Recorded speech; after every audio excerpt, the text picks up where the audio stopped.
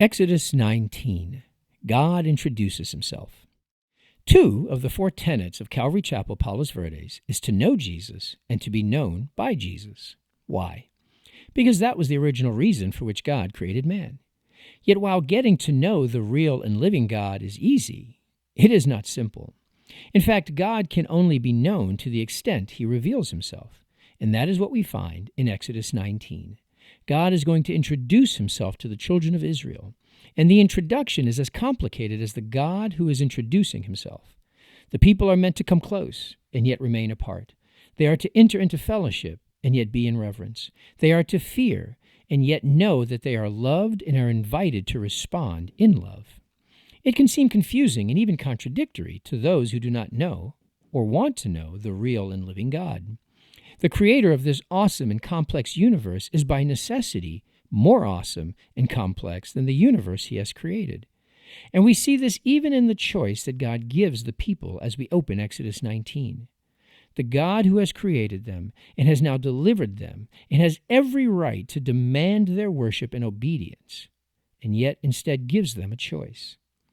In verse 4, we read, "You yourselves have seen what I did to the Egyptians, and how I bore you on eagle's wings and brought you to myself. Now, therefore, if you will indeed obey my voice and keep my covenant, you shall be my treasured possession among all peoples, for all the earth is mine, and you shall be to me a kingdom of priests and a holy nation." If? What an amazing choice. The living and true God invites us to be his treasured possession and in intimate fellowship, if we would choose. That anyone would choose otherwise is amazing. But that is not how chapter 19 ends, because to be in fellowship with God requires knowing him as he truly is, in his holiness. And that is how chapter 19 ends. The people were told to prepare themselves for 3 days to meet God, reminiscent of the 3 days that Jesus would spend in the grave as he prepared to reconcile man to God. And even then, once they had cleansed themselves, they were to show the proper reverence and honor, and no one was to touch Mount Sinai. The assembly at Mount Sinai was a foreshadowing of a greater assembly that is still to come. We read in the final chapter of Revelation that all of God's children will someday likewise surround his throne, and on that day we will experience the love and intimacy of the Father, while still being reminded of his holiness.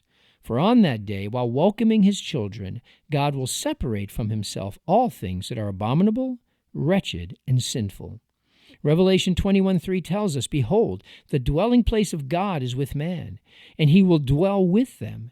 They will be his people, and God himself will be their God."